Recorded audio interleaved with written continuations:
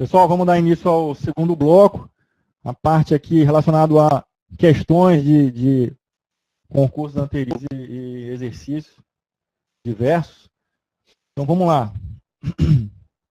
Primeiro aí, ó, da SFSEX 2009, a gente tem a condição de inanição de um processo pode ser definida como uma condição em que o processo A inclui, conclui antes do tempo necessário, ou inanição, hein? Está em deadlock, está travado pelo semáforo de outro processo, não precisa de qualquer recurso do sistema para seguir executando, ou nunca tem acesso ao recurso necessário. E aí, pessoal?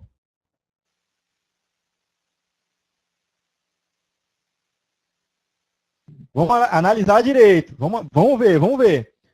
A inanição, tá, é aquela condição onde que ele nunca vai acessar, tá? Ele nunca vai ser disponível para ser colocado para execução. Isso independe dos recursos, tá certo? Agora sim, ele nunca vai ter acesso ao recurso. Memória é um recurso, processador é um recurso, se a gente for avaliar, tá? Então, o que na verdade, um processo é? O processo, ele aloca os recursos para ser executado. Ele pega os recursos para ser executado. Então, a inanição, ela não só é aquele caso de eu ir lá na impressora e pegar a impressora. O recurso também é um processador, também é uma memória, também é um barramento. Então, a correta é a letra E, tá certo? Por quê? Olha só, ele nunca vai ter acesso aos recursos necessários para ele executar. Por exemplo, a memória e o processador. Então, por exemplo, o processo foi admitido, foi para a fila de ponto para ser colocado em execução, só que ele está na fila. Tem outros processos que vão estar entrando na frente dele, e ele nunca consegue entrar. Ou seja, esse nunca consegue entrar, nunca consegue os recursos necessários para ele. Ele nunca vai pegar o processador, nunca vai pegar a memória, nunca vai pegar os outros dispositivos de entrada e saída que ele precisa. Então, é nesse sentido que a questão está falando. Se a gente for falar lá do conceito de inanição, é isso daí. O conceito de starvation é isso daí. Tá certo? Então, ele coloca lá, letra A, conclui antes do tempo necessário. Ora, se ele concluir antes do tempo necessário, ele nunca entrou em inanição, né? Então, não tem nada a ver. Tá certo? Ele está em deadlock. A inanição e o starvation, eles não estão em deadlock. A gente já viu. É ele não entrar em execução, mas ele não está bloqueado por ninguém. Ele não consegue usar os recursos, mas ele não está bloqueado por ninguém. Tá certo? Ele não está em deadlock. Está travado pelo semáforo de outro processo. Novamente, pessoal, aquele conceito lá, né? Ele não está dependendo, esperando ninguém. O starvation, inanição, ou o live lock, no caso de performance, né? De não entrar por conta da performance da máquina, não depende dele. E também não depende de bloqueio de ninguém. Ele só não entra porque não tem recurso para ele entrar. Não são dados de recursos para ele. Mas ele não está bloqueado por ninguém. Letra D. Não precisa de qualquer recurso do sistema para ser executado. Lógico que ele precisa. Ele precisa do processador, que é um recurso. Ele precisa da memória, que é um recurso. Beleza? Então, a alternativa correta, ele nunca tem acesso aos recursos que ele vai precisar para executar. Que no caso é a memória, é o processador, o dispositivo de entrada e saída. Quem que não deu isso para ele? Foi o dispatcher, né? O despachador, né? O alocador de processo. Ele não deu esse recurso para ele, né? Deu para outros processos. SFSEX 2011. Uma situação de live lock envolvendo dois processos difere da situação de deadlock, porque... E aí, pessoal, vamos ver aqui, ó. A gente tem Por que que o live lock, a gente já viu que o live lock é um tipo de starvation, né? Um tipo de inanição, que depende da performance da máquina para que isso aconteça, né? Essa inanição. Então ele está perguntando por que que ele diferencia do deadlock. Ora, porque ele não está bloqueado. O live lock ele não está bloqueado.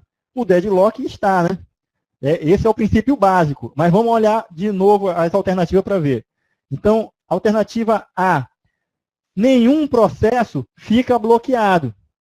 Então, pessoal, quando a gente fala de live lock e deadlock, ele pergunta lá, ó, uma situação de live lock envolvendo dois processos difere da situação do deadlock, ou seja, ele está perguntando assim, dois processos que estão em live lock, tá? Dois processos estão em live lock, ele difere do deadlock por quê? Nenhum processo fica bloqueado. Tá? Essa é uma condição verdadeira. Vamos olhar as outras? Nenhum processo no live lock fica bloqueado. B. Os processos não ocupam recursos desnecessários. Não posso afirmar isso daí, né, pessoal? Então, eu posso dizer assim, eu posso ter diversos recursos, tá? Sendo utilizados, mas esse não é o caso do live lock. O live lock, ele não entra em execução porque não existe o despachador colocando ele para ser executado. Tá certo? Então, falando de ocupação de recursos, isso aí não tem nada a ver. Tá certo? Ele nem chegou lá para pegar os recursos ainda. Então, a letra B, essa aqui eu posso descartar com certeza.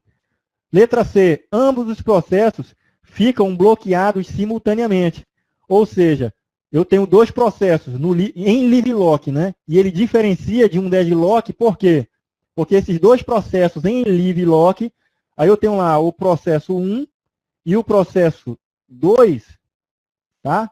Que ambos ficam bloqueados simultaneamente, ou seja, um dependendo do outro, bloqueado, um bloqueando o outro, não é o caso. Live lock não tem bloqueio. Então, eu posso excluir. Letra D. Os processos bloqueiam e liberam recursos indefinidamente. Ora, no live lock o cara nem foi executado ainda, ele nem entrou para execução e não pode ser bloqueado e liberar recursos.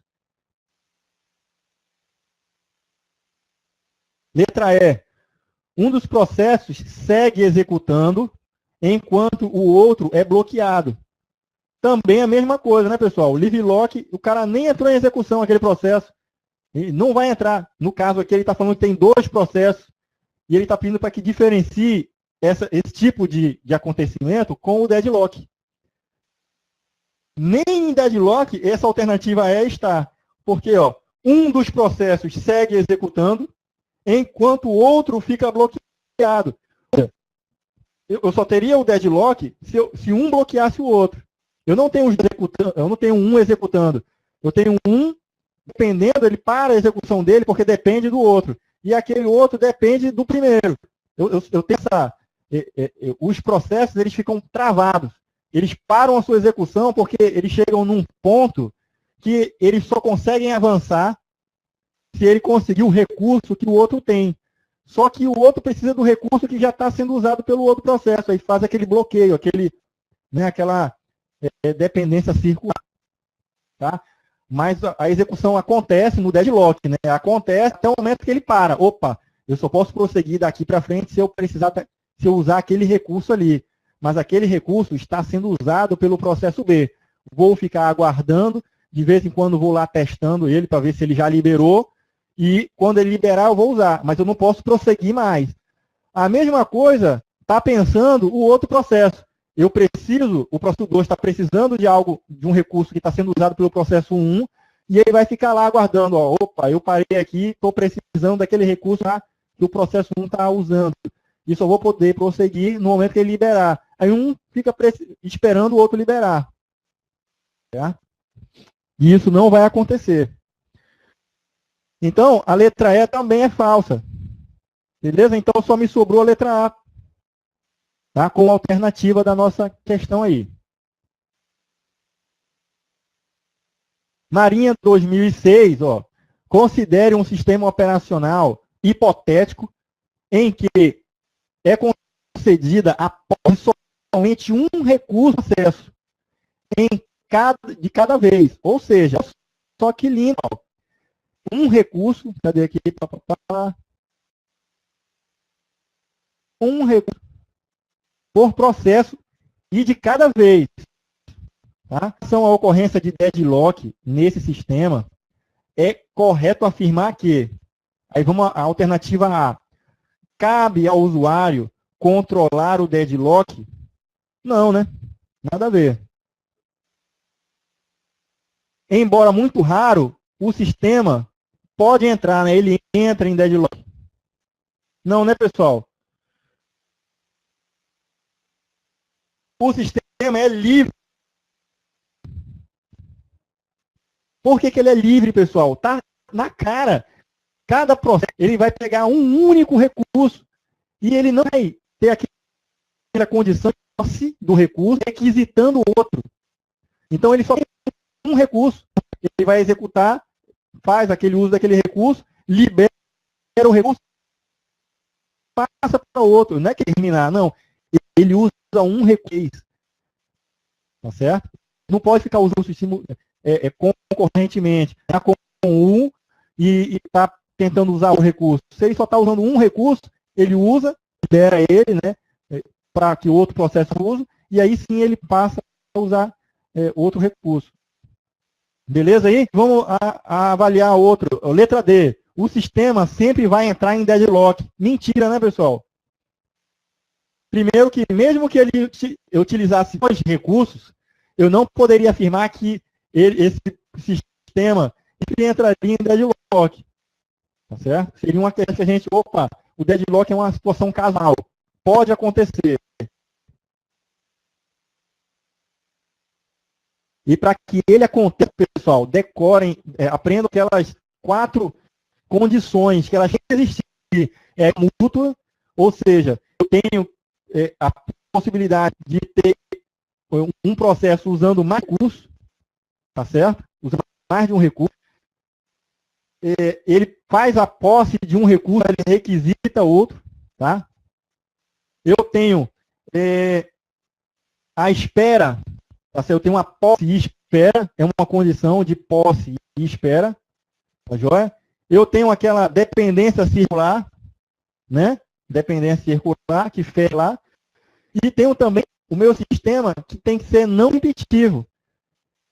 Por quê? Porque se ele for preemptivo, o recurso é preemptivo. Mesmo ele pode ter 10 recursos ao mesmo tempo. No momento que outro requisitar, aí ele libera e aquele dispositivo é feito o uso dele. Então, deadlock, para acontecer, ele tem que ter essas 4 condições acontecendo ao mesmo tempo. Beleza? Qualquer uma delas sendo quebrada, aí quebra o deadlock. Vamos para essa questão da Marinha de 2008.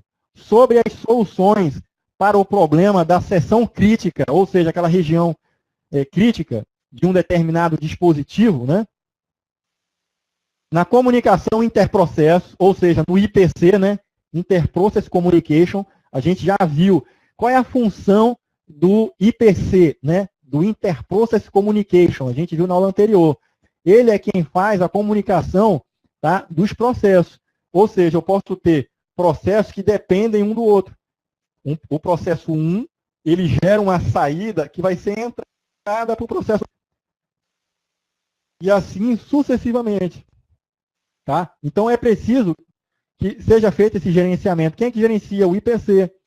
Outra coisa também é que não é só a saída de um vai ser entrada no outro. Eu tenho também outras condicionantes, por exemplo, um processo pai gerou vários processos filho. Então, a partir do momento que ele cria filhos, aqueles processos filhos são de posse dele. Ele é quem gerencia, ele é responsável. Então, a partir do momento que um desses processos filho ele é eliminado, ele terminou, né, ou foi eliminado do sistema, ele tem que desalocar aquela memória, aquele recurso lá, daquela fatia que ele resolve aquele processo filho, tem que ser liberado para que outro processo possa fazer uso daquilo ali. Porque senão eu vou enchendo o meu sistema, enchendo. Se processos filhos terminam e não notificam o processo pai para que ele seja eliminado, tá? E seja tirado da memória, então é um processo zumbi. Ele fica lá, tá? Terminou a execução dele, ou não, ou de repente foi parado, mas ficou lá na tabela de processos, uma sujeira daquele processo, filho, e aí isso aí é um processo zumbi, tá? Processo órfão, qual que é o processo órfão? Eu tenho um processo pai, gerou vários filhos, os filhos estão executando ali, pode até ter zumbi no meio ali, não tem problema, só que esse processo pai, ele é eliminado. E os processos filhos continuam executando, ou se tiver processo zumbi, permanece lá. Ao passo que, a partir do momento que eu mato o processo pai, automaticamente, tá, poderia existir a eliminação dos processos filhos, porque o IPC, ele é quem gerencia isso. Então, os processos filhos vão terminar, e aí, vai passar um feedback para quem? Tá? Então, dependendo da nossa aplicação e do sistema operacional, pode ser que esse processo pai, sendo eliminado, alguém assuma a paternidade desses caras, desses processos filhos, né? Aí são os processos órfãos, né? Aí alguém assume. No caso do Linux lá, a gente tem o init como sendo o processo pai de todos os outros processos e ele assume alguns processos, tá? Então, não é que sempre vai acontecer isso daí, tá? Do init receber a paternidade desses processos que são órfãos. Não pode ser que, um exemplo, sua aplicação gera um processo, esse processo gera um processo filho, beleza? Aí esse processo filho gera 3 novos processos filho dele, tá? Então, o que é que acontece? Nesse segundo nível, né, se for eliminado, aquele processo inicial lá, que é a sua aplicação, pode assumir a paternidade, pode, entendeu? Quem que vai tratar isso aí? É o IPC, entendeu? Então, eu teria um nível, o init, teria o nível da sua aplicação, na sua aplicação eu teria outros 2 níveis para baixo. Então, se eliminar algum nível, o nível mais superior acima pode receber aquela paternidade. Tá? Então, se numa prova cair para vocês que sempre o init vai receber, aí isso é passível de não. Tá onde esse nível do processo pai, né, que foi eliminado para que recebesse o processo filho, está no nível imediato que vai receber? Vocês conseguiram entender, pessoal, o que eu estou querendo falar sobre essa questão aí?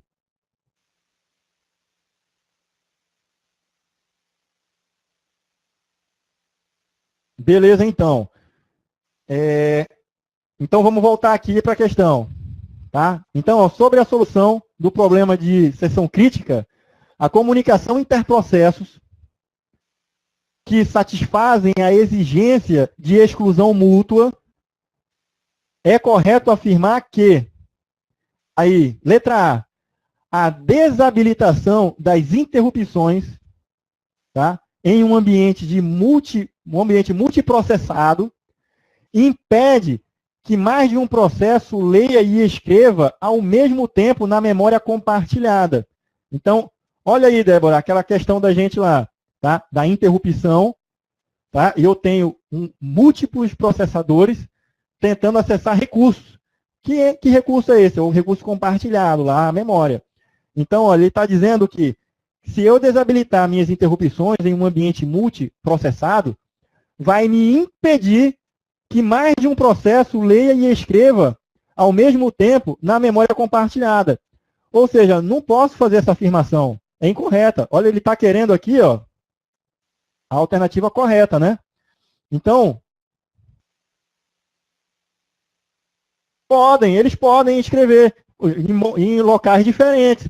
Eu posso ter, olha só, o processo A, certo? Escrevendo em uma fatia da memória principal, e posso ter o processo B escrevendo em outra fatia. O que ele está dizendo é que, se eu desativar as minhas interrupções, eu perco a possibilidade, tá, de ter vários processos lendo e escrevendo. Ou seja, a gente já viu que, com relação à preempção, se eu tiro a interrupção, eu tiro preempção. Né? Se eu tiro a interrupção, não tem como eu interromper um processo para colocar outro para executar, tá? Ocupando o processador. Mas isso em um sistema monoprocessador. Um sistema monoprocessador, eu vou ter, certo, um processo em execução. Esse um processo em execução, vai acessar o meu processador, vai acessar a memória, vai gravar, vai terminar e vai sair. Aí outro vai acessar, tá certo? Mas como eu tenho vários processadores, isso não me impede que eu possa ter processos diferentes em cada um desses processadores. E cada um desses processadores, eu tenho o processo A que está no processador 1. E tem o processo B que está no processador 2. Eles não podem mandar comandos para acessar a memória compartilhada? Podem. Agora, se tivesse só um processador e eu desativo as interrupções, o que é que vai acontecer? Se eu só tenho um processador, eu tenho que executar um processo por vez. Vai entrar lá um processo, e aí ele vai ter que concluir toda a rotina dele. E aí ele vai sair de lá, tá? Concluído, para o outro entrar. Eu não posso ter a quebra, a interrupção na metade, no meio do caminho daquele processo. Ou seja, o processo 1, processo A, entrou no processador, certo? No processador, só tem um processador lá. Entrou lá, certo? Aí ele requisitou uma chamada de HD lá, de entrada e saída. Vai demorar. Ou seja, eu vou interromper ele na metade, aquele processo, porque o processador está ocioso, ele mandou o comando e está lá esperando uma eternidade ali, em nanosegundos, né? Aí ele bota em stand-by esse processo, outro processo para executar. Executa ele ali, certo? Então, isso é interrupção. Se eu tiro a interrupção num único processador, uma máquina que só tem um processador, é obrigatório que todos os processos vão ter que entrar, aí o cara vai esperar lá, ó, o processador vai ficar ocioso, ele vai ficar esperando lá o dado que vem lá do HD. Não tem outra alternativa. Ele não tem interrupção do processo, tá? Para entrar outro e agilizar o processamento. Então, não tem preempção. Se eu tenho mais de um processador, isso não me impede do processo A entrar no processador 1 e o processo B entrar no processador 2. E aí, esses processos, como estão executando em processadores diferentes, eles vão acessar a memória compartilhada. Beleza aí?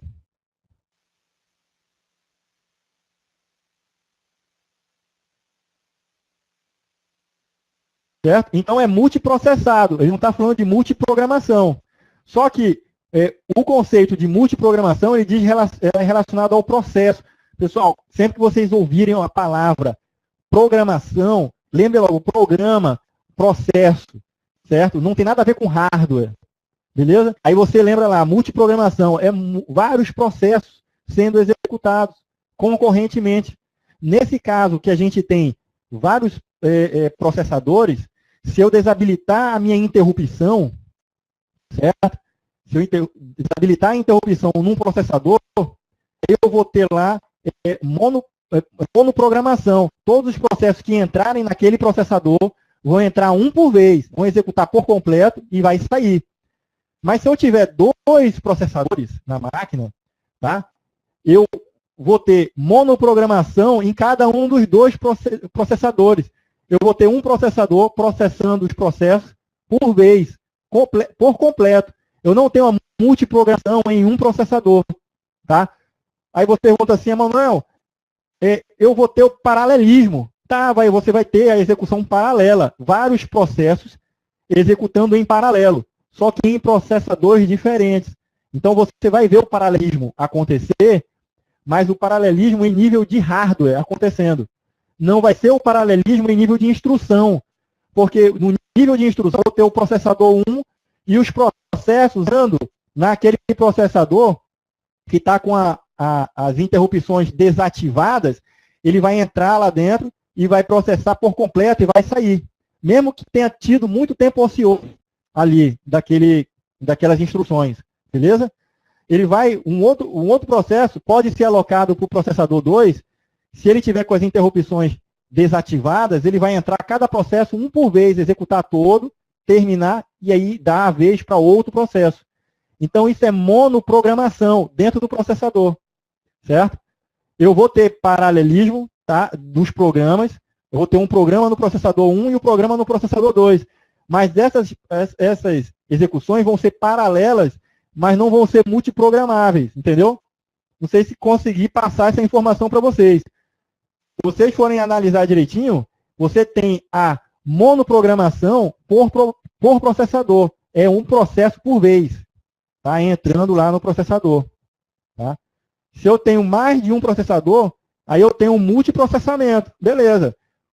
Vai ser um processamento paralelo. Tá? Só que ao chegar, cada processo, ao chegar no processador 1 e o processador 2, eles vão executar em cada um desses processadores um processo por vez. Tá? Eu não vou ter a multiprogramação dentro daquele processador. Entendeu? E aí eu vou ter tempo de ociosidade em cada um desses processadores, porque eu não tenho as interrupções ativadas. Consequentemente, eu não tenho multiprogramação possível dentro desses processadores. Eu vou ter multiprocessamento, mas eu não vou ter multiprogramação.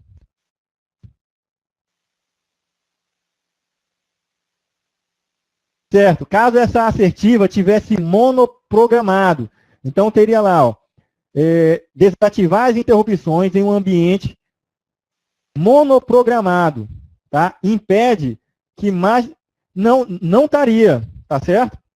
Não estaria correto, por causa desse conceito que eu falei para vocês, tá? Um processador, ele vai ser monoprogramável. Exatamente isso que acontece aí nessa questão, se você for ver. Se você desativar as interrupções em um processador, ele automaticamente vai ser monoprogramação, né?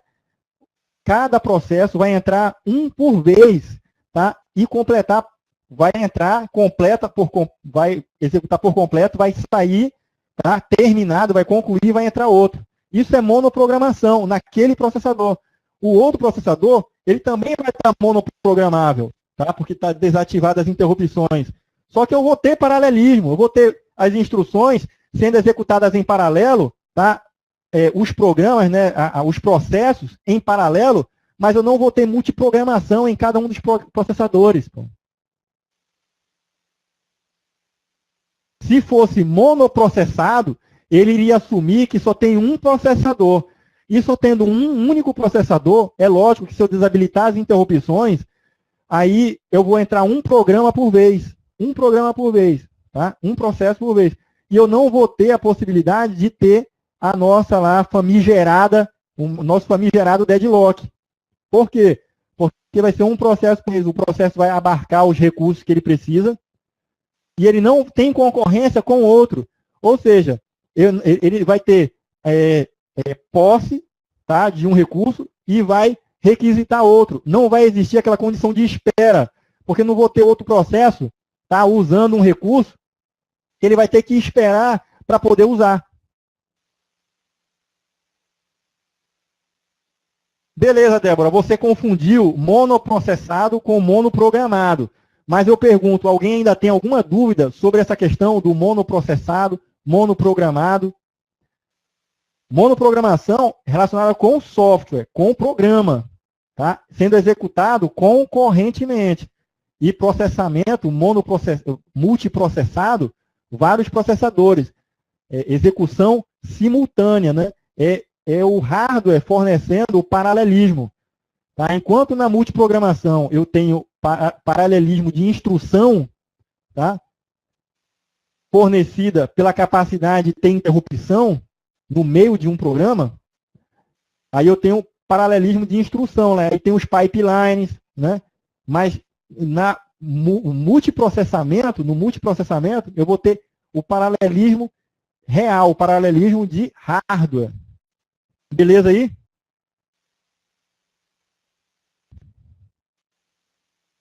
Aí vamos lá. Então, a letra A errada. Letra B. A instrução de hardware test and set lock é caracterizada por não realizar a espera ociosa. Pessoal, é falsa, né? A gente sabe que uma das características do test and set lock é justamente essa espera ociosa. O que é a espera ociosa?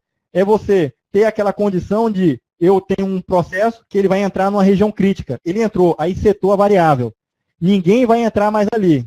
Só quem está realmente dentro da área. Beleza. Aí veio um cidadão lá, um outro processo, aí foi lá, opa, quero usar. Posso entrar? Não posso. Aí ele vai ficar fora lá. Ele está ocioso. Lá no processador, caso o processador não tire ele para colocar outro, ele vai ficar lá esperando ociosamente para entrar, né? Então, essa é a condição de você associar o teste em set lock, que é uma variável de impedimento de entrada naquela região crítica, associar ela com a ociosidade, ok? É uma espera ociosa. E lembrando também o seguinte, que a espera ela é ociosa e quando ocorre o deadlock, eu não tenho preempção, né? É sem preempção. Para ter deadlock é sem preempção. Então, eu não posso ter aquela condição de tirar o processo para voltar de novo depois. Porque se eu tivesse isso, certo? Aí não teria o deadlock, né? Opa, tá tendo deadlock aí? Beleza, eu vou selecionar você, processo. O processo número 2. Sai daí, vai lá para a memória, fica lá aguardando um tempo e depois você volta. Não tem isso daí.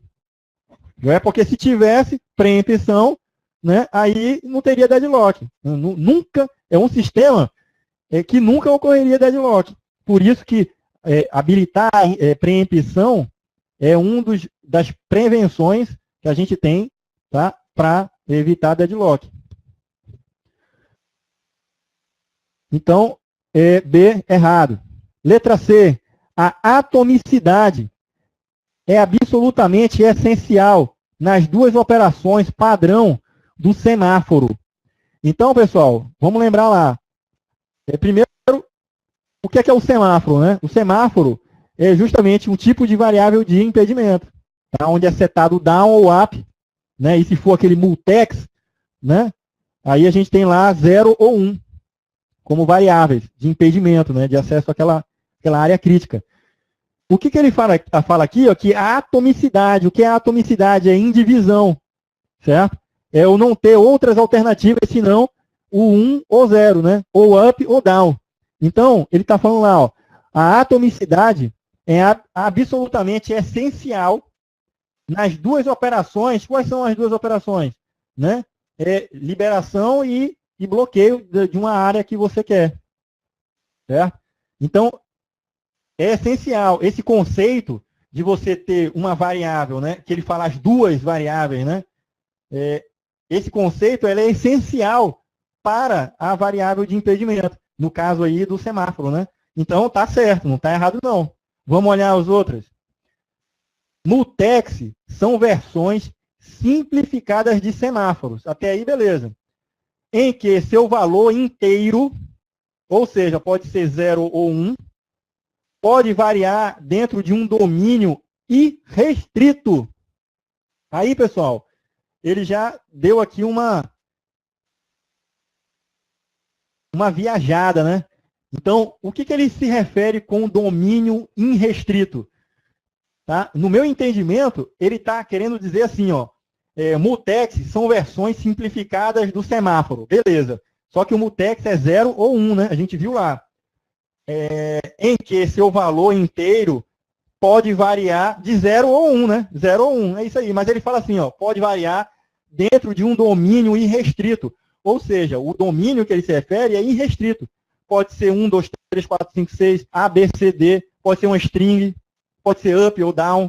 Então, na verdade, não é isso daí. Então, essa alternativa está incorreta. Letra E. Monitores são estruturas de baixo nível que implementam exclusão mútua de forma automática. Então, pessoal, está errado, né? Então, a gente sabe que o monitor é uma forma de exclusão mútua que a gente pode implementar no nível do usuário, ou seja, no nível de compilador, no nível da programação da nossa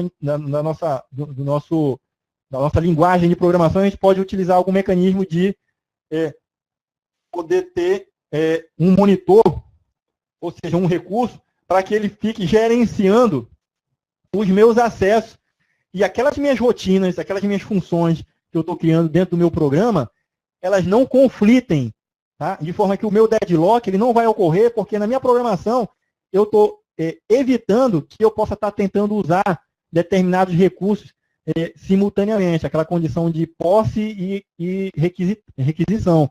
Então, eu posso ter esse mecanismo num nível mais alto. Então, enquanto eu tenho, no nível do sistema operacional, tá, a exclusão mútua com o mutex, né, com semáforos, que isso daí, no sistema operacional, a gente não interfere, tá? A partir do momento que a gente instancia um determinado processo, que ele vai ser criado, vai ser gerenciado pela tabela de processos, vai gerar threads, né, o núcleo vai gerenciar aquele cara, isso aí vai ser gerenciado pelos semáforos, né, mutex, uma variável de impedimento, dependendo do tipo de solução que o sistema operacional, o kernel, vai estar trabalhando. Mas no nível mais elevado, tá, no nível do usuário, e não no kernel, a gente tem os monitores, né? São chamados monitores. Então, a alternativa correta é a letra C. A atomicidade é absolutamente essencial nas duas operações padrão sobre semáforo. Então, olha aí, ó, Marinha 2010. Considere um sistema em deadlock em que tem 4 processos de A a D e 4 recursos de O a R. Os recursos estão sendo usados e requisitados, conforme o quadro abaixo. Então, vamos lá. Eu vou ter... vamos lá, primeiro fazer o desenho, né? Fazer aqui, ó. Então, eu tenho processos de A a D, tenho A, B, C e D. Não é isso? Vamos ver lá. Processos de A a D e recursos de O a R. Recursos de O, então, é um quadrado, né? A R.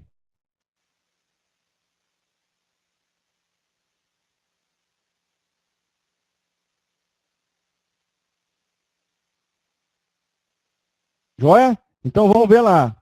A primeira afirmativa, ele fala o seguinte: o processo A possui O e requisita P.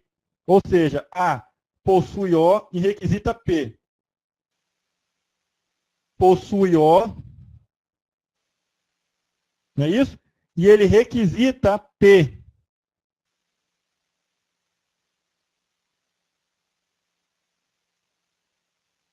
O processo B nada possui, mas ele requisita O. B requisita O. Então, ó, ele está requisitando O. Okay? Mas ele não possui nada atribuído a ele. O processo C possui Q e requisita P. Então, C possui Q.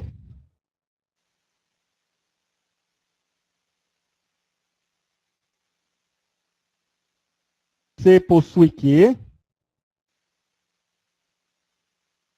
E requisita P.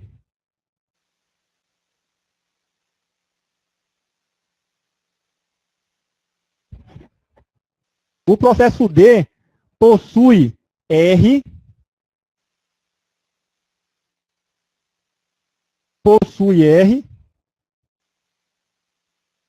e requisita Q e P. Então, ele requisita Q e requisita P também.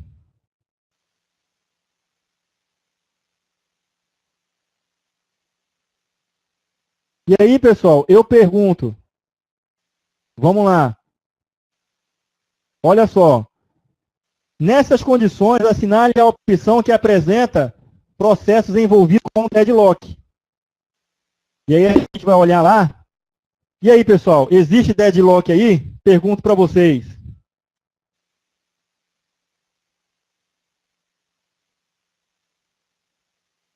Existe o deadlock? Olhem só, não vamos nem analisar as alternativas lá. Avaliem aí. Tem deadlock nesse caso aí?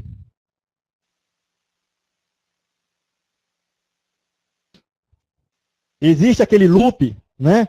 Você vai seguindo a seta, nem se preocupa se é processo, se é recurso. Segue ela e vê se ele vai fazer aquele loop, voltar. Se você tiver o loop, você tem um deadlock. E aí? E nenhuma das alternativas possui deadlock. Certo? Aí vamos voltar para a questão lá. Aí ele pergunta quem que tem deadlock? Está envolvido em deadlock? De A para B? De C para D? De B para C? De A para C ou de A para D? Pessoal, essa questão foi anulada. Ela foi anulada. Por quê? Porque não existe deadlock. Alguém, na hora de escrever, colocou alguma proposição dessa errada e aí inviabilizou, certo? Vamos tentar ver e descobrir aonde foi que ele errou? Então, ó,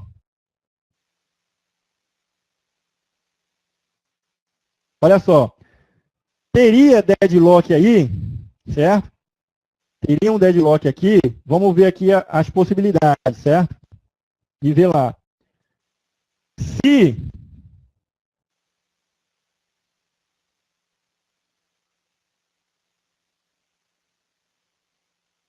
por exemplo,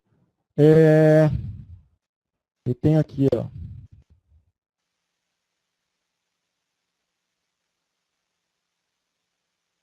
Se B, certo? Ele possuísse P. Se B possuísse P, aí teríamos um deadlock. Confere aí. Vocês conseguem visualizar? Se a gente tivesse isso aqui, ó, a gente teria o loop sim, ó. Não teria? Conseguiram visualizar aí que eu teria o loop voltando, certo? Não é esse o caso. Vamos ver lá se ele errou. Onde foi que ele errou, né? Vamos ver na questão lá. Ele teria que ter dito alguma coisa tipo assim, B recebendo P, né? Então, ó, B possui, aliás, B nada possui. Então, se B possuísse P, aí teríamos o deadlock. Só que o cara lá, na hora, ele deve ter escrito isso na questão, só que aí ele pegou, não, vou deixar mais complicado, vou suprimir isso aqui, vou colocar aqui, ó, nada possui. Aí inviabilizou a questão, tá certo? Porque tem que ter aquelas 4 condições lá para satisfazer o deadlock, beleza? Outra possibilidade de ter dele do erro, aí, vamos voltar aqui, ó, certo? Aqui nesse sistema não tem deadlock. Vamos ver outra possibilidade aqui, ó, entre C, o processo C e D. Então eu tenho aqui, ó, pá, pá, pá, pá, né?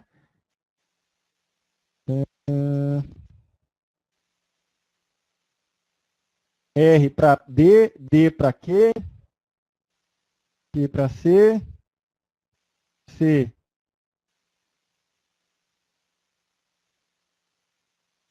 P para P.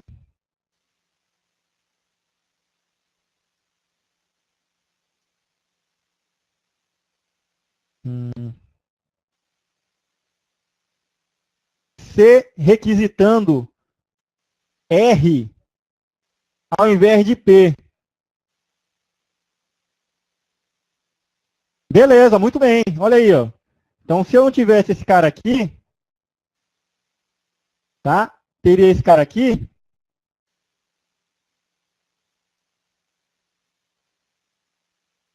Então, eu teria isso aqui, ó. Né? Infinitamente aí. Aí, vamos lá, ó. Então, teria lá, vamos lá, as possibilidades, ó. Então, ó, o processo C possui Q e requisita P. Tá? Então, C, ele teria que requisitar, na verdade, R, né? E não P. Então, aqui, o cara pode ter errado aqui, ó. Ele teria que ter colocado R, né? Na hora de digitar, ele colocou P aí ao invés de R.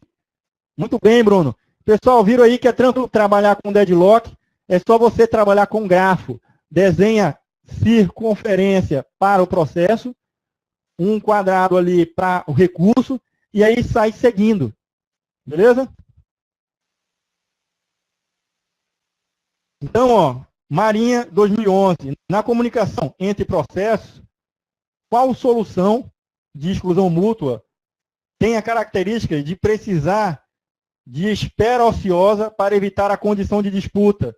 Pessoal, a gente viu lá que quem tem essa característica é o TSL, o Test and Set Lock.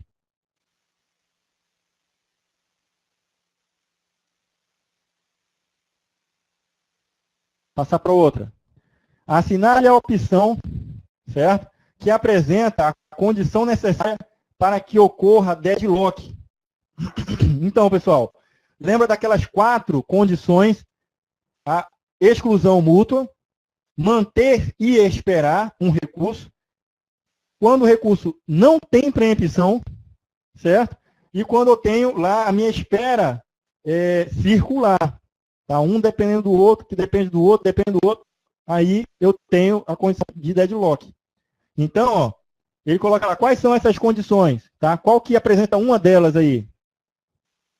Reversão de estado, nada a ver, né? Eliminação de processo, preempção, também não, né?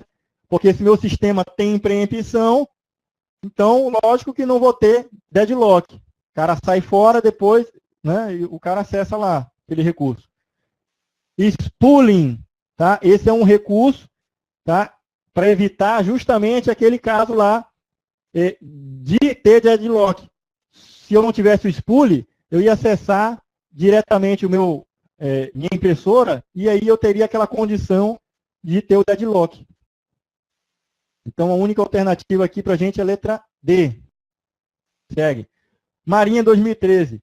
Uma coleção de rotinas, de variáveis e de estruturas de dados agrupadas em um tipo especial de módulo ou pacote que permite que, em um dado momento, somente um processo ativo execute os seus procedimentos, implementando dessa forma a exclusão mútua. É denominado. Então, pessoal, olha só, ele está falando aqui que é uma coleção de rotinas, de variáveis, de estrutura de dados, agrupadas em um tipo especial de módulo, que ele vai implementar procedimentos que, dessa forma, eu posso ter o controle daquela exclusão mútua, né? Eu tenho um processo excluindo o outro de usar algum recurso. Então, quem que pode me dar isso aí no nível do usuário? Tá? Que ele está falando aí de rotinas, variáveis, estrutura de dados. Tá? Então, eu estou vendo ali um módulo ou pacote. Né? Módulo ou pacote, que pode ser implementado. Tá? No nível do usuário. Então, isso é o monitor.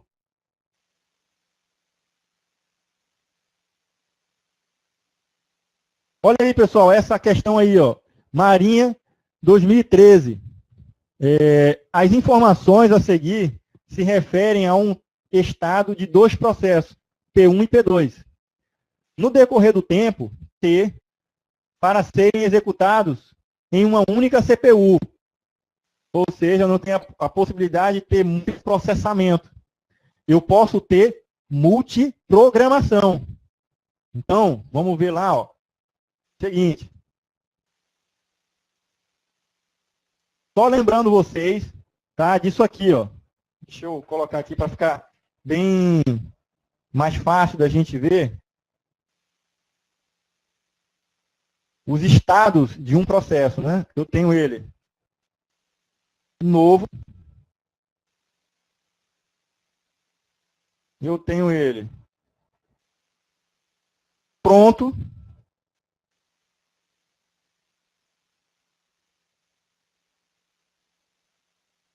Eu tenho ele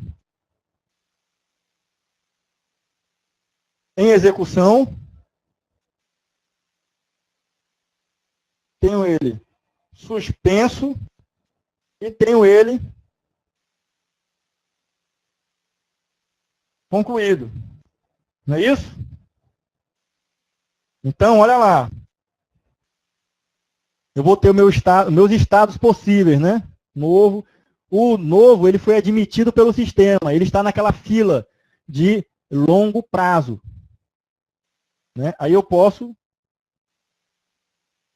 colocá-lo na fila dos processos que estão em possibilidade de entrar em execução. E aí vão ter aqueles meus algoritmos, né? Aqueles tipos de escalonamento. Né? Primeiro que entrar vai ser o primeiro a ser executado, ou mais curto primeiro, ou o road robin, né? Que leva a questão do quantum, ou a mescla deles. Estando o processo pronto, em condições de executar, ele vai ser colocado na fila de curto prazo. Tá? Os processos que estão prontos para executar estão na fila de curto prazo. E aí eles vão entrar em execução e sair. Né? Ele entra no processador, certo? Aqui é a CPU, né? Entra para executar. Só que ele tem um quantum. Ele pode finalizar esse quantum e aí ele volta para final da fila. Ele volta lá para o final da fila. Tá? Agora, vamos ter a seguinte situação. O processo, ele está em execução e aí ele precisa de acessar um dispositivo de entrada e saída. O processador mandou o comando, aí ele, para não estar esperando muito tempo, e esse é um sistema preemptivo, é um sistema de múltiplo, esse processo vai ser interrompido, certo? No CPU. Na CPU ele vai ser interrompido, mas ele mandou comando já. E aqueles comandos estão trafegando nos barramentos, né, acessando lá, ainda não chegou na memória, e o processador para ser sinalizado que o processo pode voltar. Né? Então, o que vai acontecer? Esse processo que está esperando I/O, né, entrada e saída, ele vai ser suspenso. Tá? Depois que não for mais verdadeira essa condição de que ele está esperando o dispositivo de entrada e saída, aí ele vai poder voltar para a fila. Cuidado aqui, hein, pessoal? Ele não volta para a execução direto, não. Ele volta para a fila, hein? Ele volta para a fila, lá para pronto. Pronto para executar de novo. Tá? Então, vamos voltar. E aí, esse job, esse processo que estava suspenso, foi para pronto. Ele entrou em execução depois de novo. Tá? E aí, depois ele, concluiu. Porque não tem mais nada para executar, concluiu. Esses são os estados possíveis. Só que a gente tem que entender o seguinte, o pulo do gato, nesse tipo de avaliação dos estados de um processo, então aqui, ó, o suspenso, ele tem a ver, tá, com entrada e saída. O processo foi suspenso, ou foi colocado em wait, né, aguardando um dispositivo de entrada e saída, está em wait também.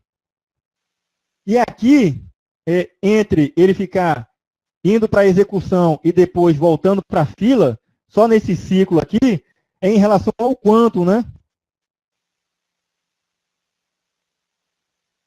É o quantum. É o quantum que vai fazer ele ficar nesse ciclo aí até ele atingir todos os ciclos de tempo ali para terminar o processo dele. Aí vamos voltar lá para a questão, depois da gente relembrar esses conceitos aí. Aí ele fala lá, ó, que ele tem os processos P1 e P2, tá? Que vão, no decorrer do tempo, para serem executados numa única CPU. Então, no tempo 00, P1 entrou para pronto. E P2 também entrou em pronto. Joia? Estão lá na fila para serem executados. No tempo 1 milissegundo, o P1 ele entrou em execução. E P2 ainda continua pronto, o seu estado lá. Ou seja, P1 estava na frente dele, na fila, de curto prazo. No tempo 3 milissegundos, P1 ele foi colocado em espera. Tá? Esse espera, pessoal, é a mesma coisa que suspenso, né? Ele está esperando.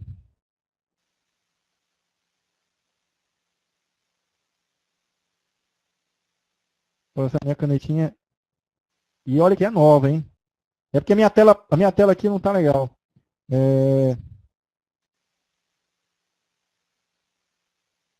Está em espera. Mas em espera de quê, pessoal? Uma espera de dispositivo de entrada e saída. Ele mandou o comando, está esperando, né? Então, esse é o conceito que a questão está tratando aqui. Ele poderia ter colocado aqui suspenso, aí você saberia que ele está se referindo a um dispositivo de entrada e saída. Então, o P1 entrou em suspenso no tempo 3 milissegundos. E P2 entrou em execução, né? Aí depois, no tempo 6 milissegundos, P1 ainda continua em espera e P2 foi para pronto. Ou seja, pessoal, ele foi para pronto. Ele acabou o quantum dele. P2 acabou o quantum dele. Enquanto P1 ainda está, né, aguardando para ser executado. No tempo 9 segundos, aliás, no tempo 8 milissegundos, P1 ainda continua em espera e P2 voltou a executar.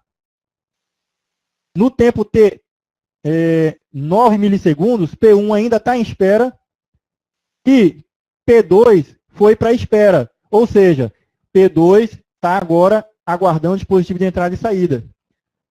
No tempo 11 milissegundos, P1 foi para pronto, certo? Ou seja, aquela condição de espera de entrada e saída já não é mais verdadeira. Ele pôde voltar para a fila para poder executar no futuro. Isso no tempo 11 milissegundos, enquanto que P2 ainda está em espera.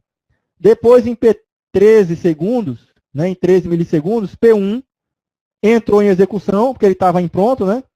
E P2 saiu de espera para pronto.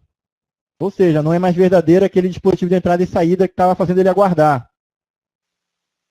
Em 15 milissegundos, P1 é encerrado e P2 entrou em execução. Conseguiram avaliar isso aí comigo? Beleza, agora vamos lá. Ó. Considerando que o algoritmo de escalonamento, vamos aqui, ó, é preemptivo, circular, round-robin, ou seja, é preemptivo, ele está afirmando para a gente isso que a gente viu. O P2, ele em um determinado momento estava em execução, foi para pronto. Depois voltou para execução. Calcule o time slice, o tempo, certo? O time slice em milissegundos do sistema, desprezando os tempos de procedimento relativo à função do sistema operacional e assinale a opção correta. E aí, pessoal, qual que é o tempo do time slice? Ou seja, o time slice é a mesma coisa que o quantum, né, pessoal? Time slice é o quantum. Mesma coisa. Tá? Então, qual que é esse tempo? Alguém conseguiria deduzir aí? Está explícito. Aliás, está oculto aí, né? Entre P1 e P2.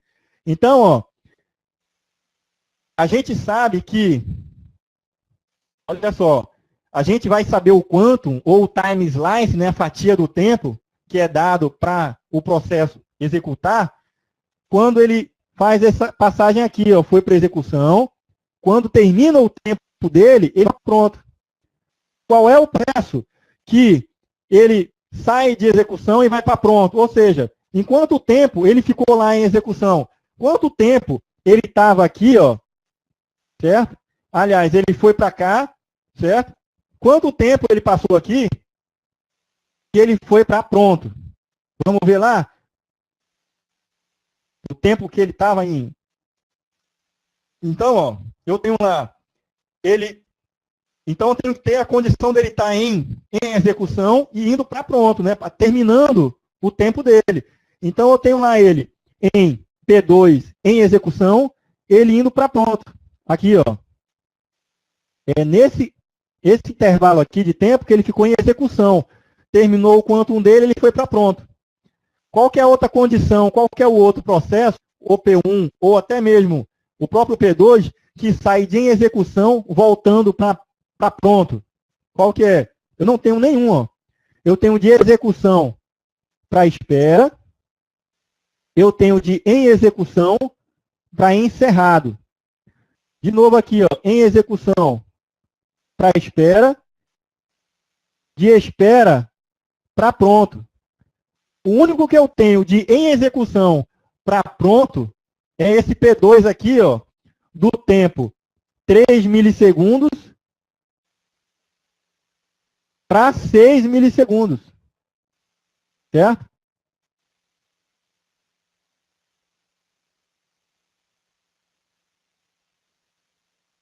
Eu tenho aqui esses dois caras aqui, ó. Não é? Então, no tempo T3, o P1 estava em espera enquanto o P2 iniciou a execução. Aí depois ele foi para pronto. Ou seja, acabou o quantum dele. Todas as outras condições, se vocês forem avaliar, vocês não vão ter de execução pronto. E eu só posso dizer que é de execução para pronto se acabou o quantum dele. Porque as outras condições de execução para finalizado não tem nada a ver com quantum, né? Ele pode finalizar num tempo mais curto do que o quantum. Eu tenho lá a execução para suspenso, eu posso suspender a execução com um tempo muito menor do que o tempo do quantum, certo? Porque foi a condição de espera lá do hardware, do componente, de entrada e saída, que fez com que ele fosse para suspenso. Não tem nada a ver com o quantum. O quantum é da execução para pronto, voltando para a fila. Então, só tenho essa aqui, ó, esse tempo de 3 milissegundos para 6 milissegundos. Então, obviamente, que do tempo 3 milissegundos a 6 milissegundos, eu tenho 3 milissegundos. A alternativa correta é essa C aqui. Beleza? Essa questão, pessoal, é linda ela é linda.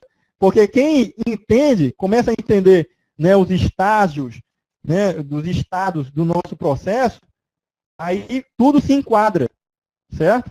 Tudo fica bem direitinho. Lembrem só disso aqui, ó. O quantum, tá, é relacionado a esses dois caras aqui, ó. De pronto para execução, de execução para pronto, tá? O suspenso tem somente a ver com entrada e saída. Tá? Então, é isso aí. Sempre que tiver relacionado com cálculo do quantum, você pensa logo, é execução para pronto. Por quê? Você só vai saber qual é o quantum de um processo se você souber qual foi o tempo que ele ficou lá no processador. Qual foi o tempo que ele ficou lá no processador e saiu? Mas ele saiu e foi para pronto, voltou para a fila. Então, está característico que essa ação dele sair de execução e ir para pronto é porque acabou o quantum dele. Tá? Em um sistema onde não existe preempção, não vai existir o processo saindo de execução para pronto. Ele sai de pronto para execução e aí ele fica lá até finalizar. Não existe o conceito de quantum. Né? Lembra lá, porque o processo entrou. Eu não tenho por que um quantum ou um slice time para ficar com um período de tempo ele lá e depois tirar ele. Por quê? Porque eu não vou me preocupar em lançar outro para executar. Tá? Isso aí é aquele sistema que a gente tem para democratizar, né? O cara não vai ficar lá o tempo todo para usar o processador. Eu posso chegar, tirar o cara, tá? Para botar outro para executar. Tá? Isso eu estou fazendo a preempção, né? Então, a preempção, ela tem duas formas. Ou eu posso chegar e forçar o cara a sair. Bicho, ó, tu passou 10 nanosegundos. Né? Nesse caso aí, ó, tu passou 3 nanosegundos, milissegundos. Sai fora que vai outro entrar. Aí isso é a preempção. Isso aí é concorrência. É os processos serem trocados ali. Só que em milionésimos de segundo isso aí acontece que você não tem a percepção de que está acontecendo de forma seriada, né, o acesso ao processador. Você pensa que está tudo simultâneo ali, mas não é concorrente, pessoal, concorrente. A outra forma de preempção é aquela questão relacionada com o hardware, né? Ele ser suspenso, ele vai ser colocado em modo suspenso para aguardar o dispositivo de entrada e saída. Aí ele dá a vez para outro processo entrar, tá? Para ser executado. Ok? Tranquilo aí? Essa questão é boa, né, pessoal? Para começar a dar entender, começar a visualizar a função mesmo desses estados e ele realmente trabalhando, né? Você vê ele realmente trabalhando. Marinha 2013. Erraria, mas agora não erra mais, não é isso, Bruno? Agora não. Agora não erra mais, de jeito nenhum. Então vamos lá. Marinha 2013. Sabe-se que um sistema operacional dinâmico, existem vários processos desejando utilizar simultaneamente uma impressora. A estratégia de alocação nesse sistema operacional consiste em ceder o uso da impressora ao processo com o menor arquivo para ser imprimido, para ser impresso. E que um dos referidos processos possui um arquivo muito extenso. Ou seja, tem vários processos, uns com arquivos pequenos para serem impressos, outros com arquivos grandes para serem impressos. Okay?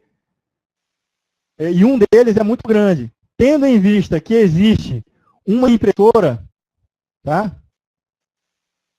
Aliás, tendo em vista que existem diversos outros processos com arquivos menores para utilizar a impressora, ou seja, aquele arquivo grande não pode monopolizar a impressora.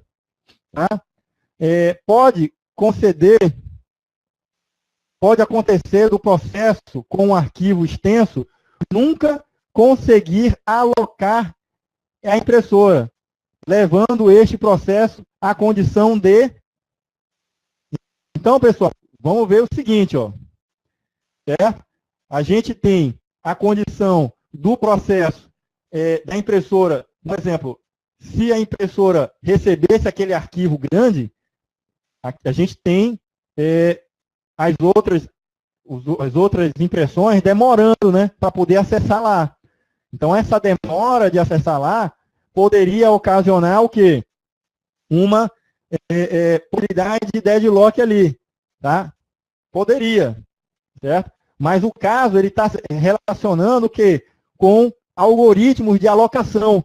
Qual que é? Ele está levando em consideração para levar para lá, para a impressora, os pequenos, primeiro, né? Porque tem vários e tem um que é maior, que é grande. E ele está dizendo a questão que ele indo imprimindo só os pequenos, só vai entrando os pequenos jobs, o grande pode nunca entrar. Beleza? Então, esse é um caso de starvation. Tá? É um caso de inanição. Beleza? É exatamente isso aí, pessoal. Então, poderia um desavisado pensar assim, isso aí vai dar um deadlock, né? Ou então, não, isso aqui está relacionado com o spool, né?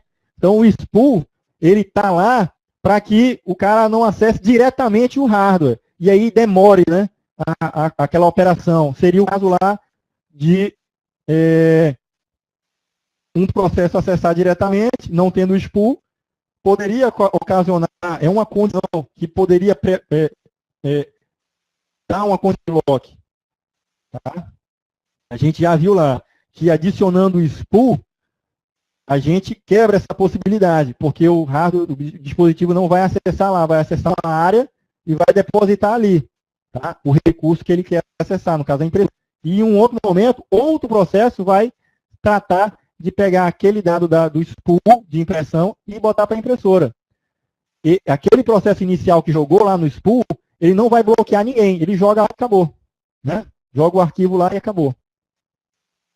Essa é a importância de ter um spool de impressão. Beleza? Questão 12. Pessoal, essa questão aqui, certo? É igual àquela questão que a gente viu, que a gente cria os processos, tá? Círculo, cria os recursos, e aí ele vai perguntando lá, no caso, ele vai dizendo lá, né? O processo P1 possui o recurso R1 e requisita o R2. E assim sucessivamente. Vai dizendo lá. Depois ele vai dando condições. Se acontecer isso, o que vai acontecer? Vai dar deadlock? Não vai? Eu vou deixar essa questão aí como desafio para vocês, tá? Como desafio. Aí, na seguinte, a gente vai e resolve ela. Tá, beleza? É tranquilo. É só seguir aquela regra lá que eu ensinei, que aí vocês vão chegar e vão resolver ela sem problema nenhum. Beleza? Então, pessoal, é isso. Fiquem com Deus. Boa noite. E a gente se encontra amanhã, né? De manhã? Beleza, pessoal. Bom papiro aí. Tá? Quem vai permanecer na madrugada aí. Valeu.